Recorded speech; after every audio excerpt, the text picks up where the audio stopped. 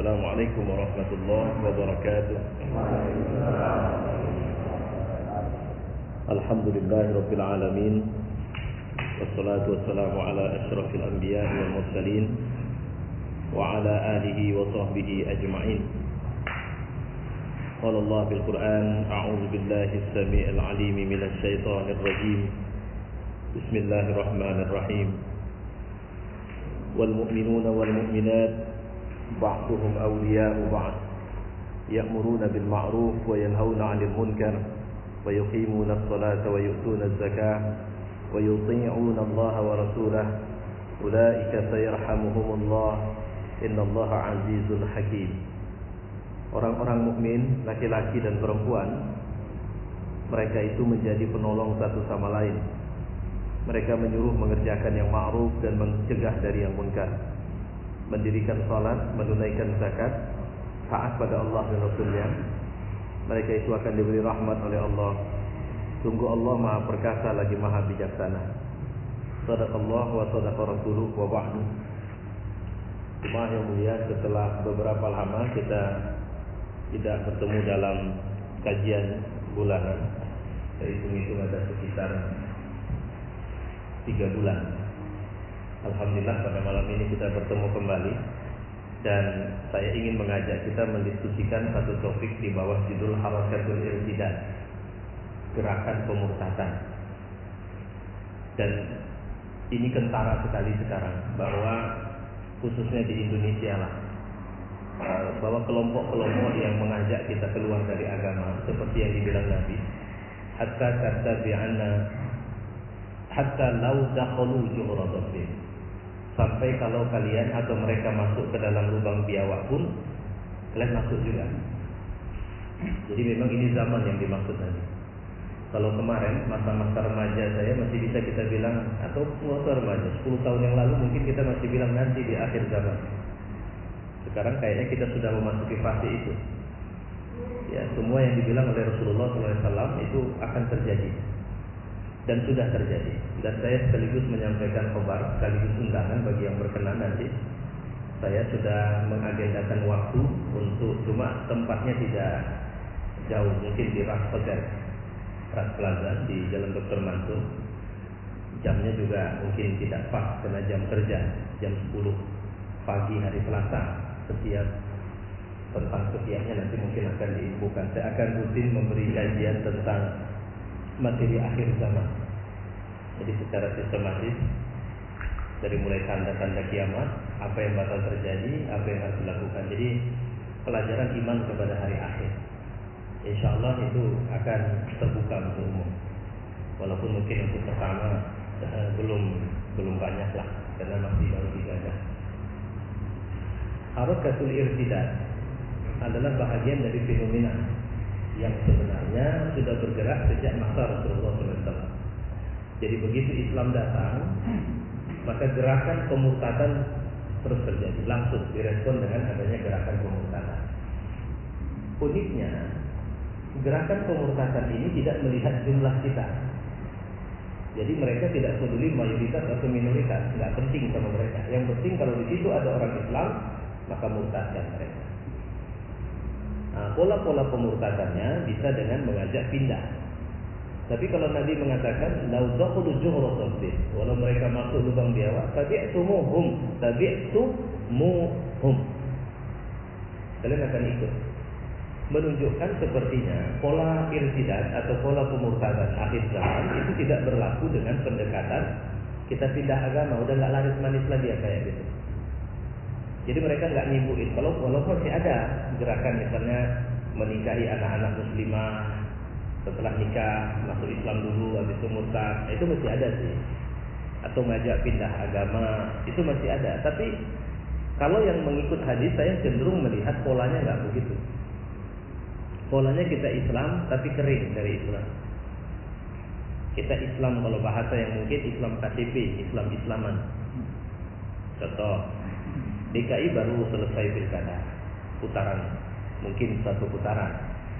Karena masih ada juga yang berharap, bukan, maksud saya mungkin 2 putaran. Ada yang berharap 1 putaran. Kalau kita petakan dari quick count lah dulu, Pemenang nomor satu adalah pasangan calon kafir muslim. Ya, itu pemenang nomor satu. Persentase pemilih di Jakarta itu 85% muslim, 15% tidak muslim. Sementara si kafir dapat jatah 40 sampai 44%. Lantas suara siapa yang ke situ? Ada sekitar 20 sampai 30% itu suara muslim untuk dia. Sementara 55% sampai 60% suara muslim berbagi untuk nomor 1 dan nomor 3. Itu hitungannya lah gitu. Dari hitungan ini kita bisa memetakan ini yang dimaksud dengan laudaqul juhra dhabbin. Kalau mereka masuk lubang biawak pun dan akan itu. Syukur memang masih 55% sampai 60% muslim sudah sadar. Tapi belum berdaya. Kenapa belum menang? Jawabannya sederhana. Enggak mungkin Allah menangkan satu dari dua yang hadiah. Allah baru akan menangkan kalau kita satu. Nah kalau mau cerita menang, makanya saya hakul yakin insya Allah. Kalau suhunya masih begini, menangnya itu. Siapapun yang masuk di putaran kedua dari muslim. Kemarin, tapi sekarang kenapa belum? Ya, cuma mau menang orang dua-dua, ada dua paket muslim. Mau pakai, karena bagi Allah nggak penting partai Islam atau tidak partai Islam. Ini kita ambil sampai Jakarta. Sama Allah nggak tertarik, oh ini partai Islam saya menangin. Baru nggak gitu. Allah lebih mementingkan ini mukmin didukung mukmin nggak? Ya. Satu waktu saya mau jadi apalah kepala daerah manalah gitu. Kemudian saya independen. Allah nggak penting mau independen, mau didukung partai, nggak penting sama dia. Allah ikut membantu kita ketika kita berhadapan-hadapan persis dengan musuh Allah. Siapa musuh Allah? Kalau Jakarta itu lah. Semua pendukung dia itu musuh Allah itu saja, itu kelompoknya. Jangan ini nggak ada hubungan politik. Saya tidak sedang bicara politik. Ini bicara syariat.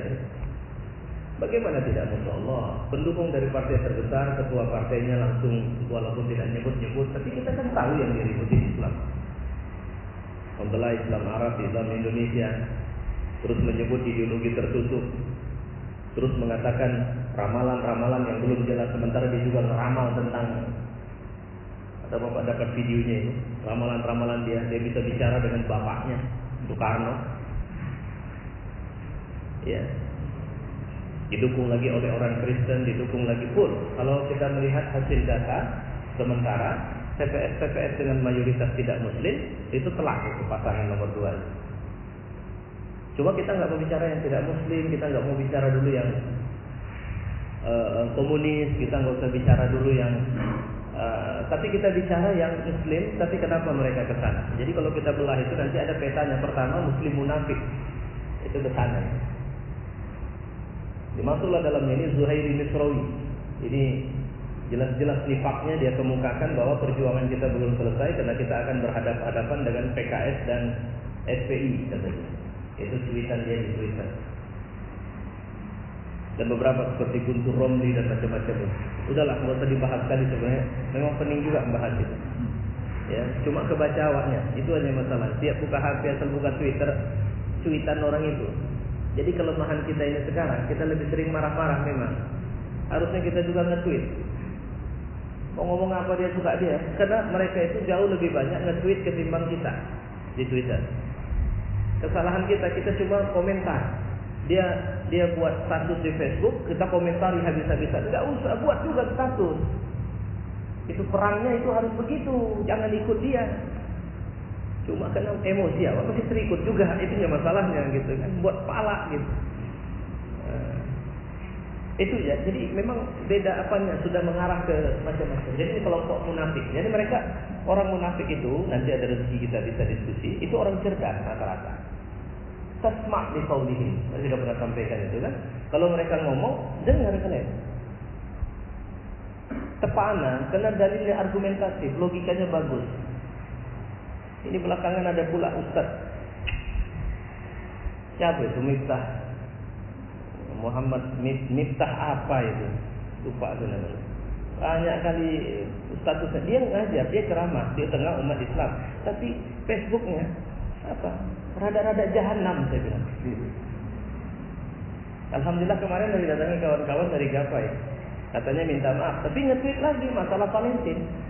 Angkar lain dulu. Ya dibilangnya kita nggak usah lah, mungkin gempa di Medan ini gara-gara sibuk kali demo-demo bela Islam itu. Nah itu contoh. Sementara dia ustaz ceramah, ya apa namanya lupa. Pak Miftah gitu. Dia sering menyebut, masih muda, jauh lebih muda dari saya. Sering menyebut dirinya Ustaz Miftah. Gitu. Ingin, insya Allah mudah-mudahan rezeki ketemu saya sama dia. Ya. Nah, ini kelompok-kelompok begini. Ini buat apa? Buat kebingungan di tengah umat. Kelompok kedua ada umat mukmin yang dhaif secara ekonomi. Ini dijaga ini supaya jangan kaya ini orang. Jadi umat Islam ini, coba perhatikan, negara-negara muslim rata-rata itu miskin penduduknya. Karena kalau sudah miskin itu lebih mudah disetir.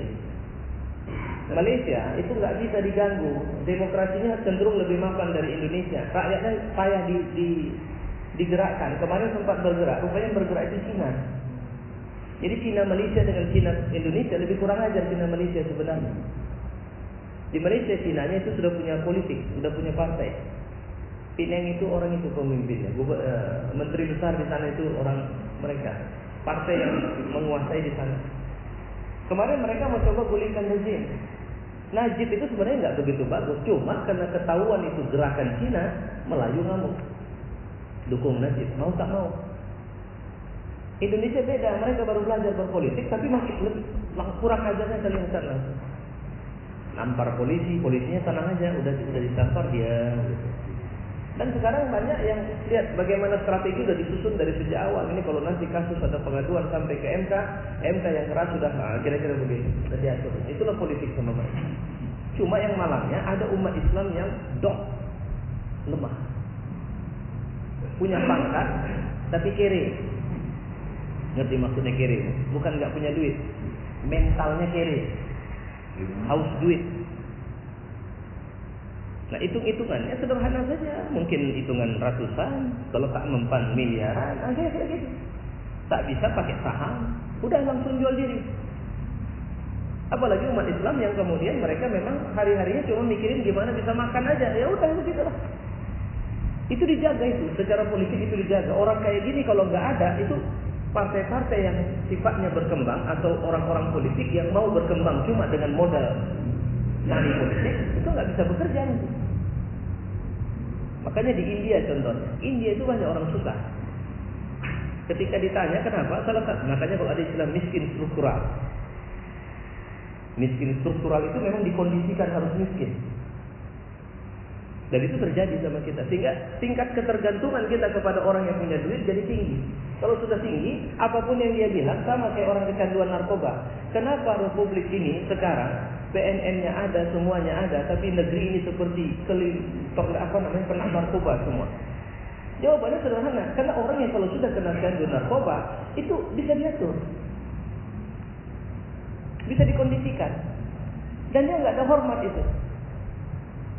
Sama orang nggak ada, mau ulama mau siapa pun nggak peduli dia itu. Nah ini kalau sudah diatur, tinggal kerannya saja dipegang di sini. Kapan dia butuh kasih, tapi kau harus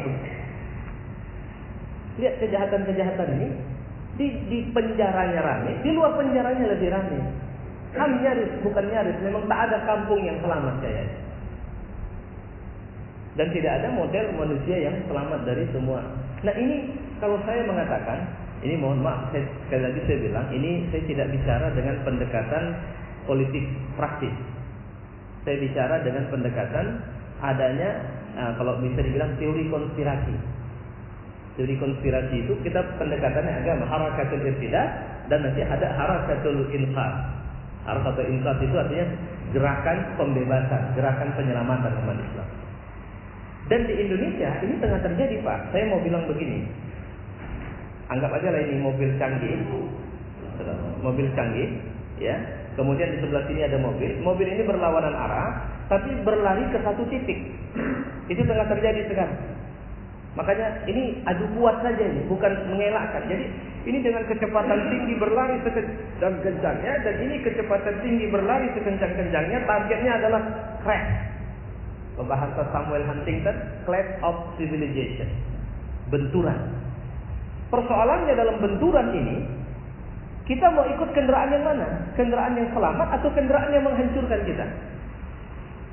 Ini akan benturan. Ini pasti benturan. Yang saya maksud ideologinya ya, bukan orang-orangnya. Maka jangan bayangkan, wah kalau benturan bisa perang dong kayak Syria. Saya bilang nggak akan terjadi insya Allah. Gak usah takut kalau cuma sekedar perang dalam bentuk kayak Syria kita enggak insya Allah enggak itu. Tapi kalau crash, di mana Bapak di garis merah sebelah sana sebagai orang mukmin, di garis merah sebelah sini orang-orang yang memusuhi kita, itu pasti. Sehingga eskalasinya jauh lebih melebar nanti. Saya tidak bicara Indonesia, saya bicara dengan pendekatan alamat atau tanda yang Nabi berikan, apa yang akan terjadi di akhir zaman. Dan supaya tahu, insya Allah benturan ini yang menangkan Islam. Apa yang membuat kita menang? Satu, kita nggak bisa kebeli lagi. Itu Habib Rizik itu targetnya penjara itu. Jadi kalau orang stres dia tersangka, saya bilang itu masih tersangka, nggak ada masalah. Dia udah berulang kali di penjara itu. Kalau dia memang takut, dia nggak akan lakuin lagi. Dia lakuin karena dia tahu akibatnya, bahkan dia sudah bilang akibatnya paling tinggi mati, paling rendah penjara. Banyak orang yang bingung. Jadi gimana kalau dia? Nah ini jangan lupa, walau dia mati, walau dia penjara, dia menang. Mereka nggak bisa lakukan apa-apa sama kita, insya Allah. Dan gelombang ini udah nggak bisa dihentikan. Nah kita mau pelajari dulu siapa yang dimaksud dengan harakatul irtidah. Ada 3 kelompok yang kita mau kenalkan sebagai, walaupun sebenarnya ini masih ada yang lain. Kalau saya lebih suka mengatakan ini benturan ideologi di mana mereka tidak tertarik jumlah kita. Cuma mereka agak merasa ngeri juga karena kita besar jumlahnya. Dan mereka takut karena ini saklarnya udah terhubungkan ya. Tiba-tiba saja perasaan kita sama untuk membela Islam, membela ulama. Perhatian kita sama Habib, sama orang-orang yang memusuhi Islam punya suhu yang sama. Itu yang mereka tiba-tiba tidak kok bisa jadi begini gitu. Se-Indonesia bergerak. Aksi 112 kemarin juga, walaupun itu Masya Allah itu dari malam sudah hujan. Memang Jakarta dalam situasi hujan. Katanya saya tanya memang berapa waktu terakhir hujan. Tapi sepanjang sampai zuhur. Jadi acara itu dari sebelum subuh sampai zuhur. Itu hujan terus, tidak berhenti. Ada yang mungkin berangkat tahu itu. Masyarakat juga berudak. Coba titik fokusnya kan masjid, jadi nggak nampak dari luar. Kalau titik fokusnya luar masjid itu bisa kepetakan ya. Kalau saya bilang nggak jauh beda dari yang kemarin 212. Cuma spiritnya yang berbeda. Kalau saya merasakan spiritnya gabungan 212 sama 411. Keras, tapi tertib. Ya. Kalau beludaknya, kalau Bapak tahu Jakarta, Istiqlal, Tugu Tani, Gunung Sahari, itu daerah radius kemacetan itu semuanya. Cuma bodohnya ada orang kan graduate itu. Ada orang Kristen merit dibantu kan. Ya nggak masalah Pak, itu kan nggak ada urusan kita. Kita kan masalahnya Tiongkok, bukan sama dia. Itu nggak apa-apa. Nggak masalah. Bahkan itu menunjukkan bahwa kita tidak sedang mau marah-marah. Kita mau baik-baikan, gitu. Dan alhamdulillah kabar yang dari Habib disampaikan bahwa hindari provokasi. Karena sekarang ada orang yang ingin membenturkan kita secara horizontal dan itu komunis. Jadi kita sudah baca ya. Alhamdulillah pemerintah sudah meludak dengan membuka keran dialog. Walaupun tanda-tandanya di kepolisian belum nampak. Karena tokoh-tokoh kita masih ditangkapin dengan alasan yang terkesan sangat dibuat-buat. Ya. Jadi kalau kepolisian meriksa Habib itu sama mereka yang penting udah membuktikan aja di pengadilan. Pokoknya kami limpahkan di pengadilan. Jadi kira begitu. Siapa yang bisa menghentikan keran ini? Presiden. Menunjukkan presiden belum mau. Ya. Nah baik, kita pelajari pelan-pelan. Harakatul irtidad itu ada 3. Al-Yahud, wal-Nasara, wal-Musyrikun. Jadi sekarang di dunia ini ada Myanmar dengan Buddhanya. Yahudi oke lah sudah. Kristen macam-macam. Mereka ini bisa berkawan, tapi sama Islam nggak bisa berkawan sekarang. Nggak mau. Jadi common enemy Muslim ini, Myanmar itu sebenarnya orang Islam itu bukan taat, bukan fanatik enggak. Biasa-biasa kayak kita juga. Cuma mereka diperangi karena Islam. Ingat dulu Bosnia itu diperangi bukan karena mereka orang taat. Sholat pun dan enggak nih orang itu. Tapi karena mereka Muslim. Kok parah kali orang itu? Jadi begini Pak. Nah ini yang perlu saya ulangi sekali lagi. Ini perlu ini. Karena benar Bapak tanya. Mereka itu bukan kita dengan jumlah kita, tapi kita dengan akidah kita. Bapak akidah Bapak tauhid. Untuk itu Bapak siap mati. Artinya enggak ditawarin kekuasaan pun Bapak enggak mau.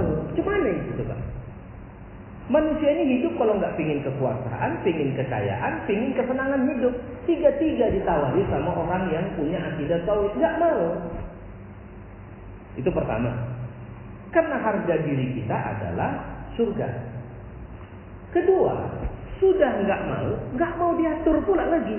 Pakai dalil lakum dinukum waliyadin. Kalian mau kurang ajar, kalian jangan ajak-ajak kami. Kami nggak bisa. Pertama itu, kami nggak bisa ikut kurang ajar. Kedua, awas kalau kalian kurang ajar. Walau kami nggak punya senjata, kami lawan kalian. Ini yang buat mereka marah. Jadi kenapa mereka marah sekali dengan umat Islam? Lihat Palestina, anak-anak pun dibunuh oleh Israel. Myanmar, itu genosida sudah. Kampung dihabisin, anak-anak digantung, dibesek. Kenapa? Mereka takut. Bukan takut sama anak kecil begaduh mereka menang. Tapi ideologi agama jika sudah merasuk ke dalam hati seorang mukmin, dia nggak bisa dibeli lagi. Satu. Kedua, bukan cuma nggak bisa dibeli, nggak mau diatur oleh mereka dengan syariat yang buruk. Ketiga, bukan cuma nggak mau diatur, tapi ngelawan. Daripada besar bagus dihabisi dari sejak kecil. Makanya kayak di Eropa, begitu muncul orang pakai cadar, mereka langsung tidak setuju. Karena mereka takut cadar itu sudah implementasi dari keyakinan. Ini bahaya kalau dibiarin. Mereka akan jalan lagi nanti yang lain. Kira-kira begitu. Jelek-jeleknya Pak Jokowi sebagai Presiden Republik Indonesia, dan saya mengatakan bahwa ya beliau tidak begitu banyak paham tentang agama. Semoga Allah dekatkan beliau dengan orang yang mengerti dan membawa dia lurus memahami agama.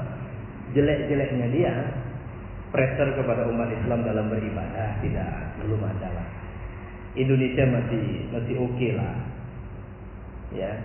Yang kita sekarang kan bukan marah sama dia, kita marah sama orang-orang yang kita tengok sudah bergerak untuk melakukan tindakan menghabisi, mengisikan, meminggirkan kita umat Islam ke tepi lapangan aturan atau kehidupan, sehingga mereka menganggap bahwa mereka paling layak disebut sebagai warga yang layak berbineka. Kita enggak. Ketika kita tuntut hak, mereka bilang, jangan buat isu sara ya. Nah, itu mereka itu saya bilang.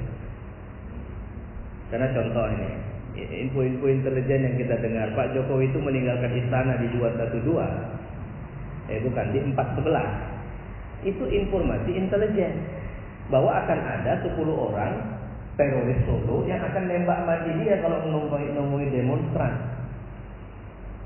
Kan info intelijennya salah dong, atau memang sengaja salah supaya dia jangan ketemu. Contoh yang saya dengar lah, kenapa semua mantan presiden dia mau ketemu tapi sama SBY dia tidak mau ketemu? Jawabannya sederhana, karena memang ada kekuatan di belakang beliau. Ini juga bahasa info intelijen gitu ya, yang mencoba membenturkan beliau atau menempatkan harus ada musuh tertentu sehingga suhunya tetap bisa dijaga. Dengan umat Islam juga begitu. Dia nggak kasih akses. Karena input yang masuk, input yang salah. Ya namanya dia presiden, dia kan tanya, gimana saya jumpain mereka? Oh nggak bisa Pak, mereka begini Pak, nanti begini. Jadi apa yang harus saya lakukan? Bukan begini. Kira-kira begitu. Di sini makanya butuh jihad kita untuk melawan ini semua. Ya. Nah 3 kelompok ini di Indonesia ada ini. Siapa bilang Yahudi nggak ada di Indonesia? Siapa bilang lobby Yahudi tidak kerja? Reformasi kabarnya juga Yahudi ada kerja kemarin. Singapura sebagai tempat sentra kegiatan Yahudi di Asia Tenggara. Dia punya kedubes dan orang-orang kita selalu ke sana. Siapa bilang kelompok-kelompok itu kan lihat bagaimana komunis mulai menyebar begitu saja. Saya tidak di Indonesia Medan saja minimal 3 kasus orang pakai baju komunis. Saya yakin itu 3 orang itu nggak tahu itu. Ada ibu-ibu dari mana itu? Labuan Batu itu, yang pakai baju masjid tapi kubahnya itu harusnya bulan bintang jadi walu arit. Saya cenderung melihat itu cara mereka untuk mempropagandakan. Maka nanti kalau Bapak ketemu ada dimasuk orang kirim video rekaman tentang komunis, bunuh aja di tempat, hapus langsung, atau biarkan di situ, jangan sebarkan, karena dengan cara itu mereka terpropagandakan. Orang nggak tahu jadi tahu. Terus dibunuh dulu lawan. Yang dimaksud bunuh itu hapus, Pak. Karena hati, bukan orang. Baik, 3 kelompok harakatul irtidad, semangat mereka perang. Kemarin waktu kita berangkat ke 112 Ibu, harusnya kita bawa pesawat 3, udah booking, udah charter 3 pesawat, Lion Air, ada batiknya.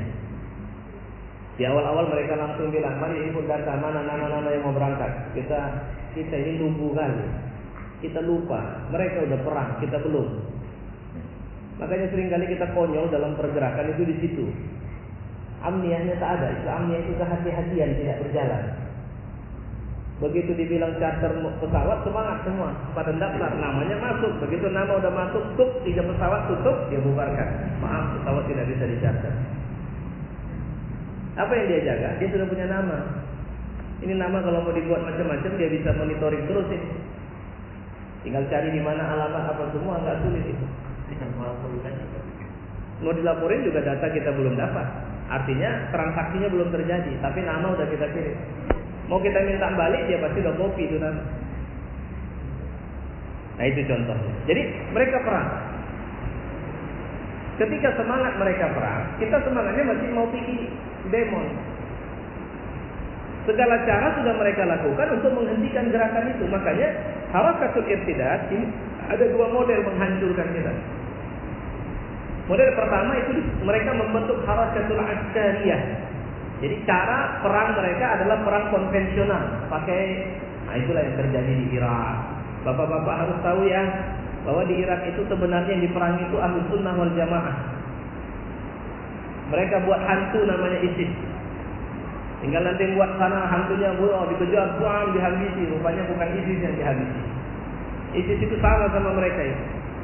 Itulah orang-orang Muslim yang lemah atau mungkin terlalu bersemangat tapi kurang perencanaan, atau mungkin kurang kematangan, sehingga akibatnya jadi diperalat orang banyak.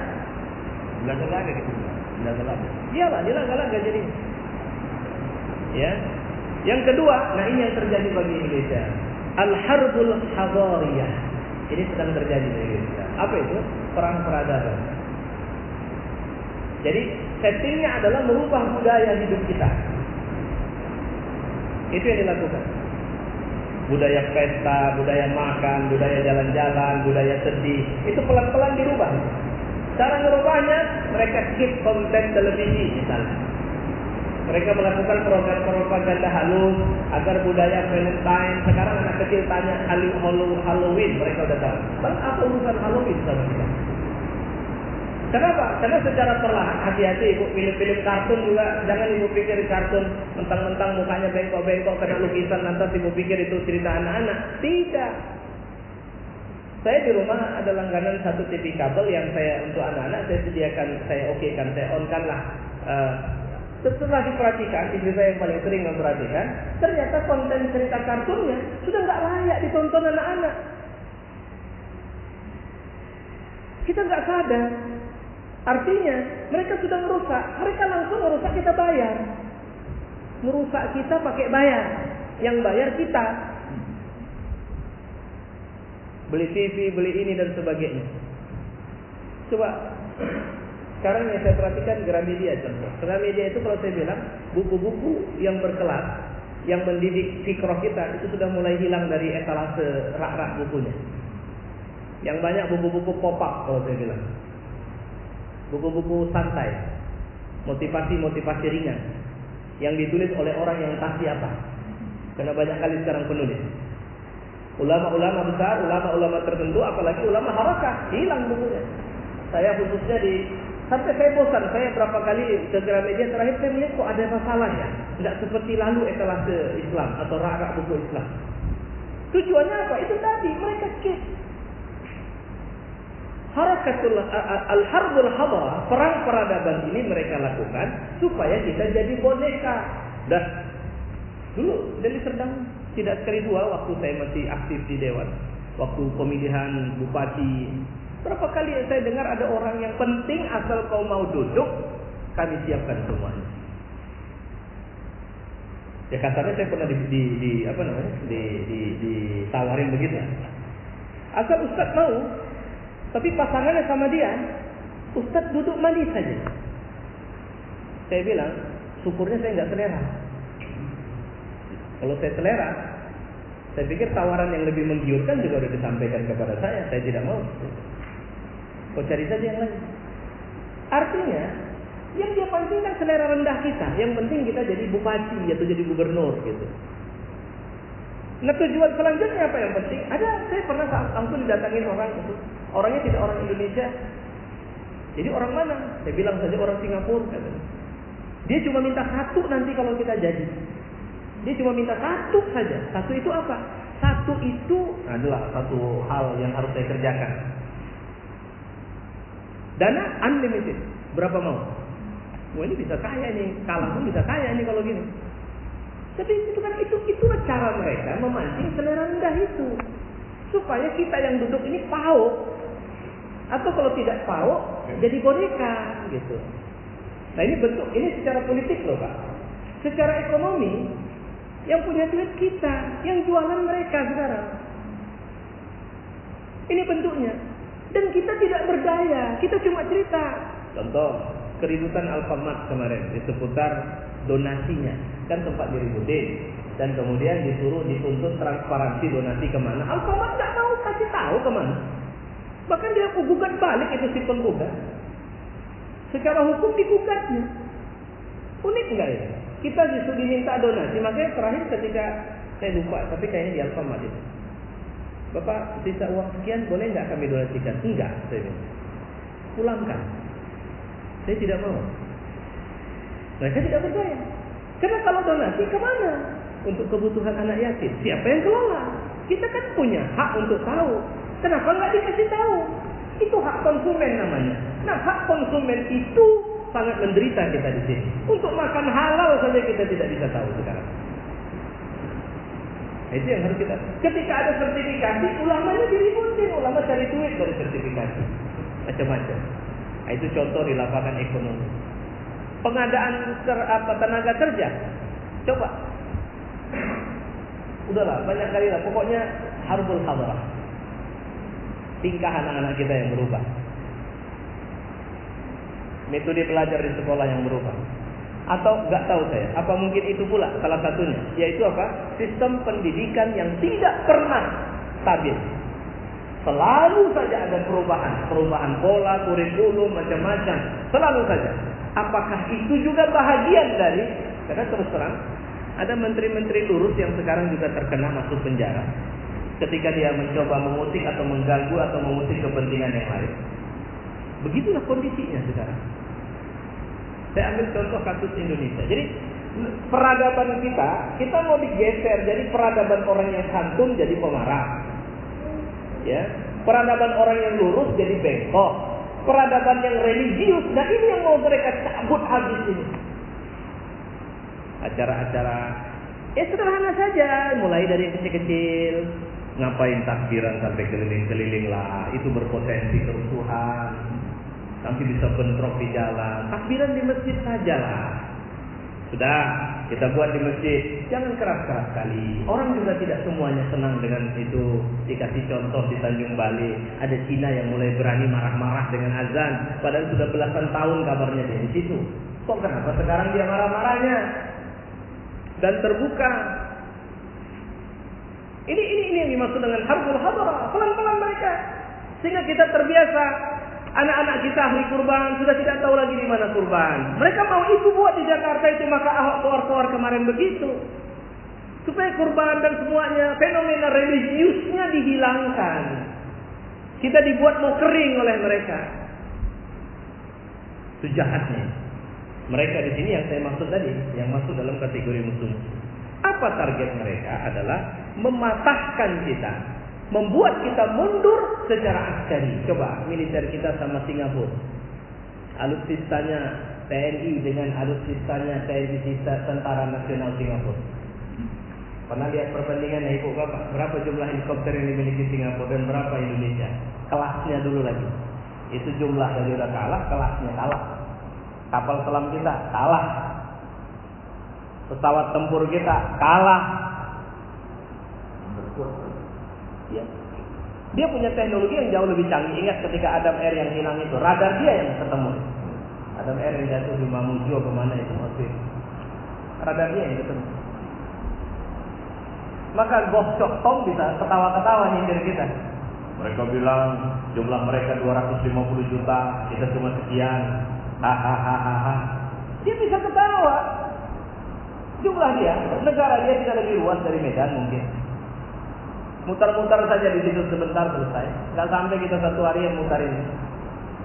Dia buat pulau baru, dia ambil tanah juga dari kita, dan dia nggak merasa bersalah karena dia beli. Legal tidak legal mau apa kalian? Dia tidak punya perjanjian ekstradisi dengan Indonesia, sehingga segala maling dari Indonesia kalau pergi ke sana aman, nyaman, selamat. Ketika kita buat amnesti, amnesti pajak, dia buat kebijakan. Kasarnya, berapa pajak yang harus kau bayar melalui jalur amnesti? Pulangkan, aku yang bayar katanya. Coba bayangin, tapi duitmu tetap di sini. Siapa yang nyukung, yang membuat Malaysia, Singapura itu bisa jatuh? Kita juga. Ini dia. Ya, mereka. Nah, yang kedua, yang disebut terjadi kemunduran berpikir. Sekarang banyak umat Islam yang curiga sama agamanya sendiri. Ya, kita mengalami kemunduran fikrah. Ya, ketika Ustaz Admin itu, beliau ini seorang intelektual. Ini pun sekarang terkena kasus. Sudah dikeras ini. Ini kalau saya mencuriga kuat saya ini titipan orang-orang liberal. Admin Arman. Itu kan sekarang dia tersangka kasus pencucian uang. Kenapa dia ini kalau melibat orang liberal, ini sampai nggak bisa ngomong ini orang liberal. Bukan ini kan kemampuan intelektual dia. Jadi tidak boleh anak-anak muslim pintar yang bisa masuk, ada sekolah hebat, harganya 2 juta. Siapa yang bisa? Anak kampung bisa masuk. Konten mereka belajar, anak seusia ini sudah kasih bahasa Inggris. Makanya sekarang kalau mau lomba kita, ada metode, tapi itu tidak populer, namanya homeschooling. Sudah masuk sekolahan, tidak usah masukkan ke SD, tidak usah masukkan ke SMP, tidak usah masukkan ke SMA, di rumah saja.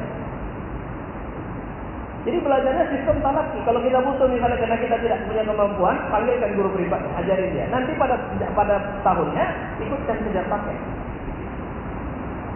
Ada Dr. Radian Hussein, anaknya semua ke homeschooling. Sekarang udah begitu masuk jadi universitas baru silakan masuk. Ya dapat ijazah tetap dapat, tapi nggak sekolah anaknya. Nah, cuma kita kan nggak bisa ngikutin itu. Kalau saya aja belum bisa, karena waktu saya lebih banyak di luar. Mau saya. Jadi homeschooling itu, saya kemarin ketemu ada anak kelas 4, dia homeschooling, dia sudah 5 juz Al-Quran. Siapa gurunya? Ayahnya sama ibunya. 5 juz Al-Quran, kemudian sudah ngerti komputer dan memain programmer. Sudah bisa Photoshop dan beberapa aplikasi lain. Kelas 4 SD.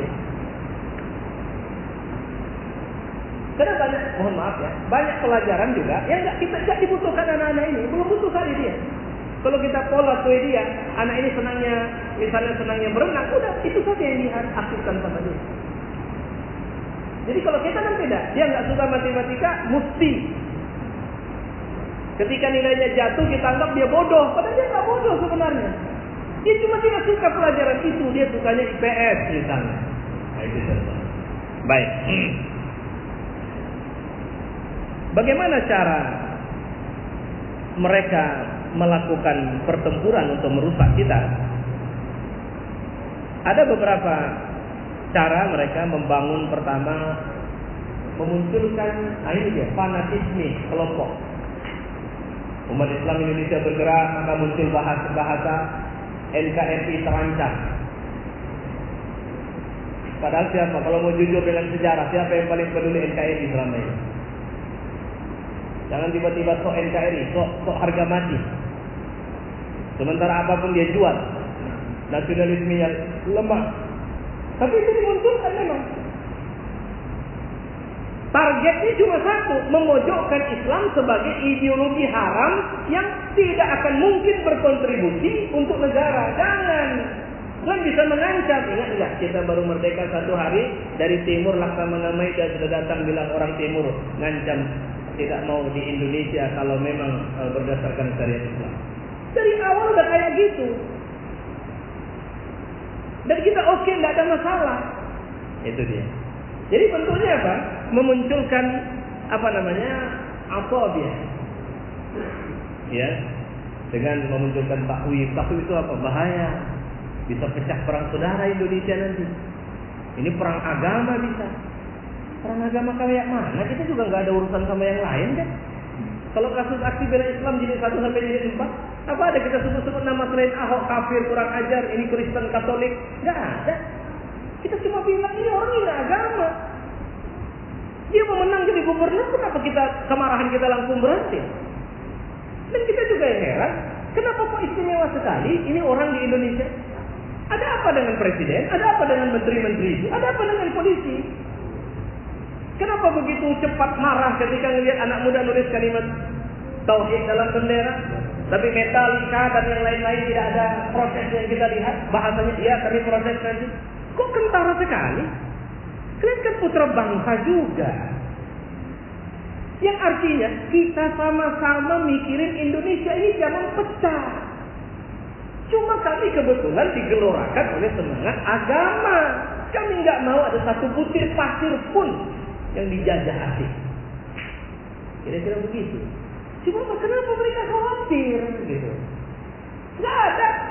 Ya, saya 412 kemarin, ustaz-ustaz kita malah mengingatkan cinta NKRI, cinta. Siap bela NKRI, siap. Habib berulang-ulang bilang jangan mau terprovokasi. Revolusi kita bukan revolusi di mana kita bentrok satu sama lain, tidak. Tapi revolusi kita adalah membentuk diri kita untuk lebih peduli menjadi bahagian dari Indonesia, kemudian membela Indonesia, membela Islam. Nah, itu yang diingatkan sama kita. Jadi kalau nanti ada orang yang coba garang-garang, udah nggak usah dilawanin, biarin saja. Itu yang diingatkan. Nah, kemudian kita dibilang ancaman, dibilang bahaya bagi Sarah, macam-macam. Ini ada apa gitu. Nah, saya mau bilang, iya ini, ada perang. Siapa yang mengobarkan perang itu pertama sekali? Mereka. Bukan kita. Ya kita juga nggak ada gerakan kumpul-kumpul awalnya, juga nggak ada. Tiba-tiba kita ada subuh berjamaah di sini, jamaah di sini, macam-macam. Tujuannya apa? Lillahi ta'ala. Sama kita sekarang nggak mungkin Pak, kita buang Indonesia tumbang, presiden menteri ganti. Gantinya siapa? Ustaz Anu. Nggak cukup, stop. Pertama. Kedua, skillnya nggak ada. Jadi cara jadinya begini. Maka kita ajak semua para petinggi, kalau kepala daerah, udah jangan takut, ayo sama. Contoh, di Deli Serdang ada gerakan subuh sekarang. Kemarin waktu subuh di Masjid Jami atau masjid mana, Pak Bupati datang. Ini nanti subuh ini di Masjid Taqwa Muhammadiyah. Saya titip sama panitia, saya undang lagi Bupati. Supaya apa? Supaya jangan dianggap ini gerakan enggak, ini gerakan dukung negara, dukung kabupaten, dukung semua. Yang kita tidak mau ada munkarat yang dibiarkan. Nah, udah itu. Kita nggak minta ini, nggak minta itu, nggak ada masalah. Itu, ya. Baik. Jadi mereka buat kita takut. Kemudian ada 3 cara itu ya yang dilakukan. Al-adawah wal baghdha. Al-adawah itu permusuhan. Sekarang mereka sudah khususnya saya melihat Cina-Cina dari pilkada kemarin. Udah berani kasar itu. Udah berani ngelawan petugas. Dan Bapak dapat itu videonya. Wah, ini sudah membelah. Karena kita tidak menginginkan sejauh itu. Tapi mereka sudah belingkakan. Kenapa? Karena mereka tahu sejarah bahwa kemarin mereka ketika mereka ingin mengapapun Indonesia, yang mereka tidak bisa hadapi cuma TNI satu sama umat Islam. Khusus PKI misalnya. Mana bisa dia percaya? Maka sekarang dilakukan upaya nakut-nakutin, udah Pak, jangan, nanti Bapak bisa kena, anak-anak masih kecil. Cucu, wah Bapak baru punya cucu 1 lagi. Sedang sayang-sayangnya pula nanti Bapak diciduk, ditangkap, diambil, nah bahasanya begitu. Marah, ya. Kemudian banyak lagi yang mereka lakukan. Tekanannya kalau pertama secara maknawiyah, menunjukkan rasa takut di tengah kita, rasa khawatir, cemas. Tiba-tiba saja ada rumah ustadz dibuat tanda merah. Itu bentuknya shock itu Pak. Apalagi penculikan, apalagi macam-macam supaya jangan ribut lah. Ini kalau di Medan nih pun udah dilitnya siapa ustadz yang macam-macam. Wah ini udah harus kita tinggal cari caranya aja nih. Bagaimana menghentikannya, bagaimana membungkamnya, bagaimana membuat dia diam.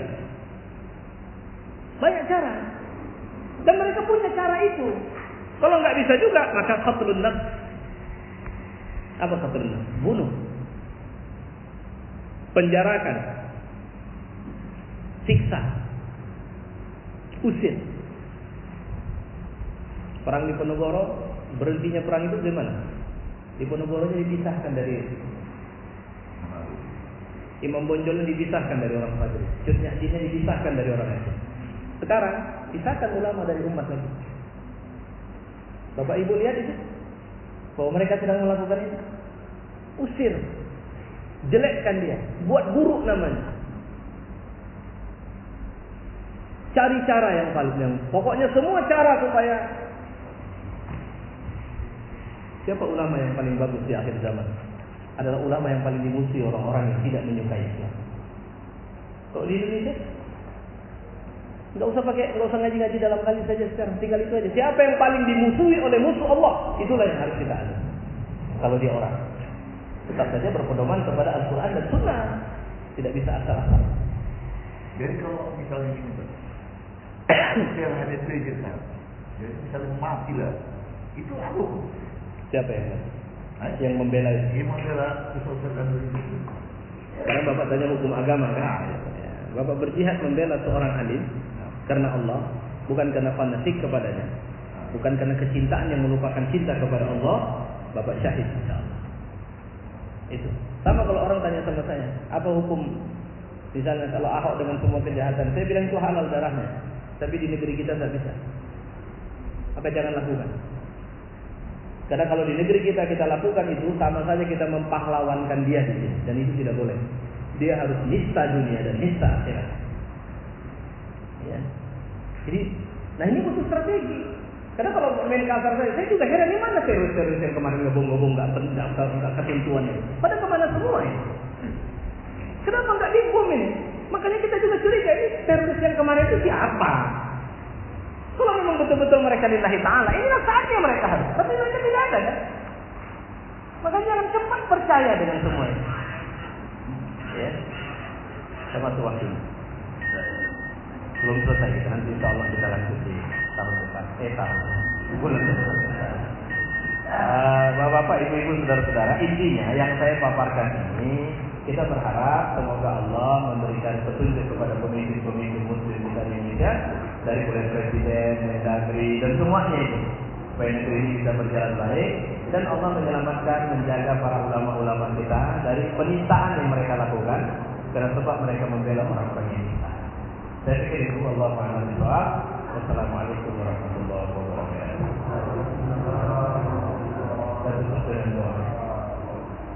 Alhamdulillahirrahmanirrahim. Wassalatu wassalamu ala asyrafil anbiya wal mursalin wa ala alihi wa sahbihi ajma'in.